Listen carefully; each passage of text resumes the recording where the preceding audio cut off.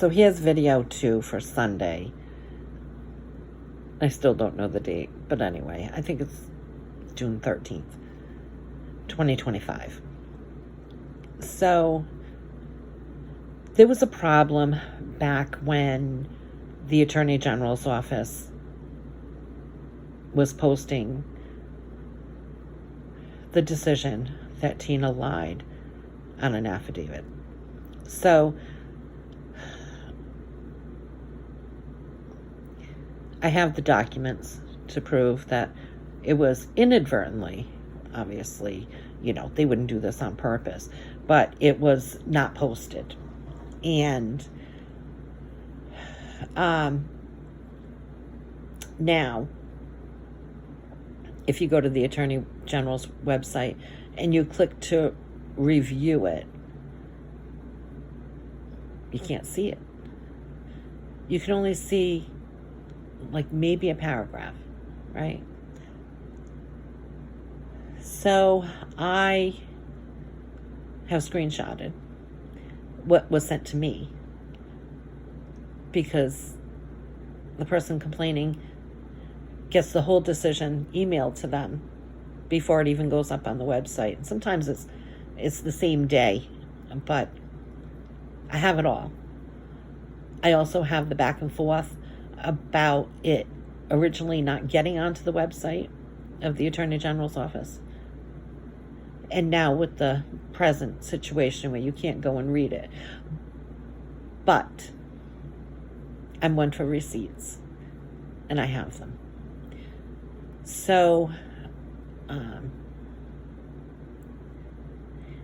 back when that happened, and knowing that it wasn't just that they said they didn't have this report that Tina was requesting to be changed on Lieutenant Asher from the fire department.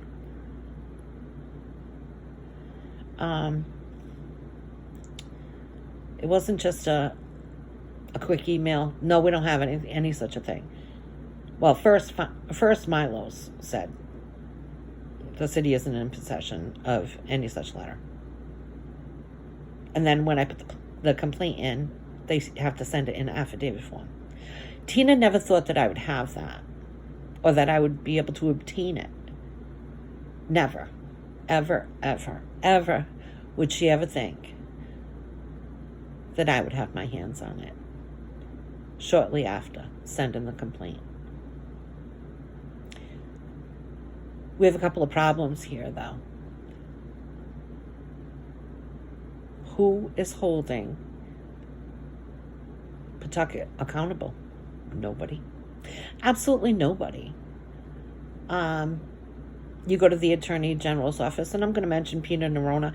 I don't know. I don't know anybody's connections. I hear back and forth about different things that have happened. But I don't think anybody is really holding these people accountable. So when the decision came out, it was willful, reckless, a willing lie to cover something up. So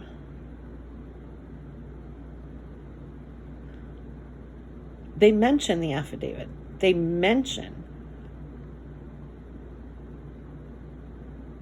she signed that. Frank Milo signed that. We're talking about the Attorney General's office. And they let her get away with it. She's not going to get away with it, though, because I think that it is very telling, because I've watched a few things since then. You have the Dolan case where she was standing. Now, she had just come out of a room with Peter Nerona and everybody, and she knew that Dolan was taking a trip. And when she asked, well, where is he? And she's like, I don't know. And then when they said, were there previous complaints, she wasn't there to talk about that. She wasn't there to talk about that. She wasn't there to talk about the fact that she was warned that there was a problem and she did nothing about it. She wasn't there to talk about her failure. She was there to talk about the incident. The incident. Now, as we move forward through the Dolan situation, the city wanted to get rid of him. The city wanted to get rid of him.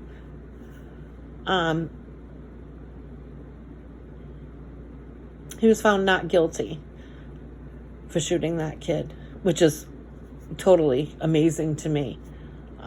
Driving a vehicle that's, unregistered, not inspected, while drinking, in regular clothes, and just the way the whole thing happened. Amazing.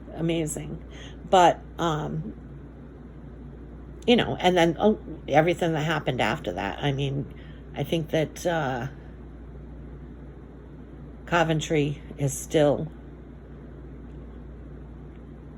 in court with his threatening police officers and things.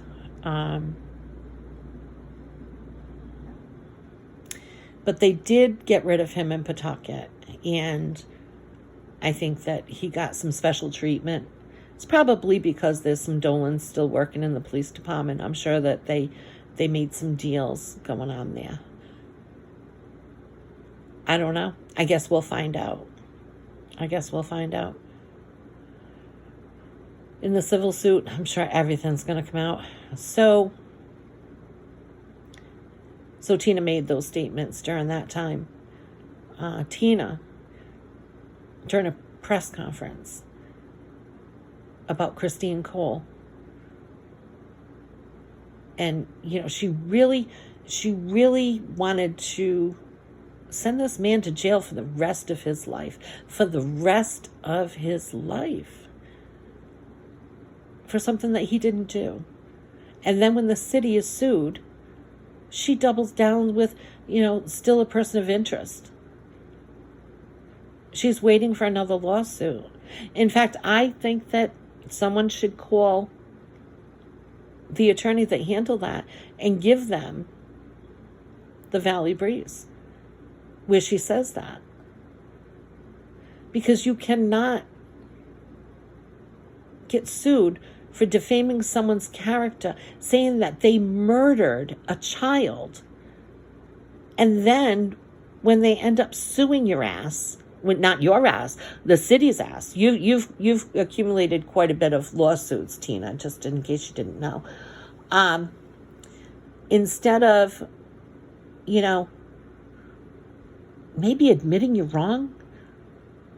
I mean, it was over, right? I mean, he got his money. Did he get his money? It was over. Why did you want to keep it going, you little bitch?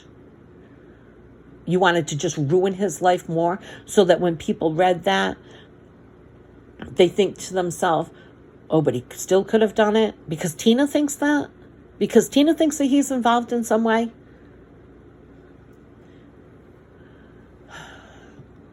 With the recent thing with the Sebastian, what's his name? Thomas Letourneau shooting that kid. Don't trust her. Don't trust her. She's a known liar.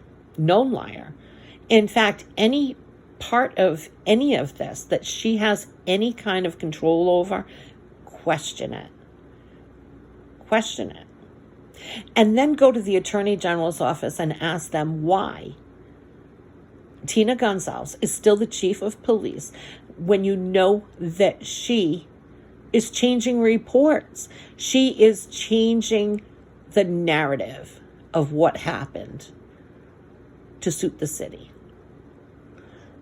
Now, I have heard that Tina, at one point, while working for the Pawtucket Police Department, not as chief, but before she became chief, she was actually doing legal work in Frank Milos's office. And the billing was coming from the police department. Is that right? Her overtime and stuff?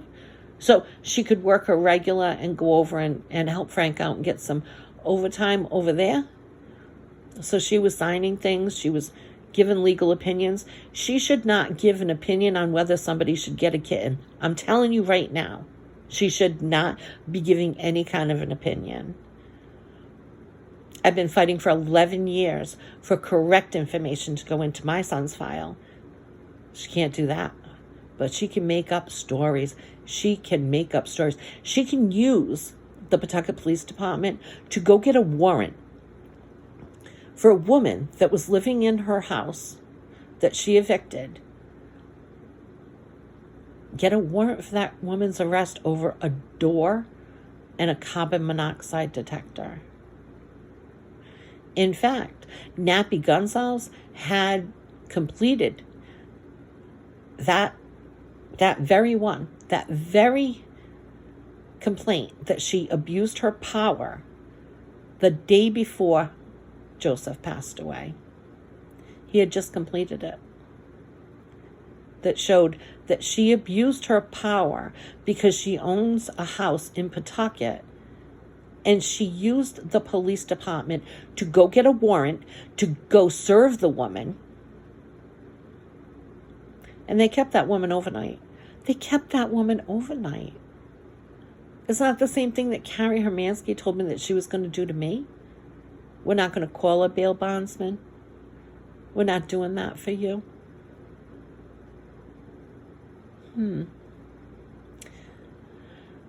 All of the stuff. See,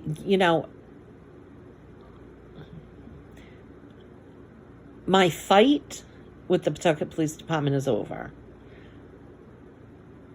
It's over. My fight with Frank Milos is over. Now I just want accountability. Now I just want to spread the word, and I want to expose it all. And I have not one fuck to give what happens to anybody. I really don't. I don't. I show up at a meeting and Rafael Perez is there. I'm going to call his ass out. I show up at a meeting and Carrie Hermansky is there. I'm going to call her the fuck out. So I don't think that we're in any way mending anything. I think that it has just become, you know what? I throw the white flag only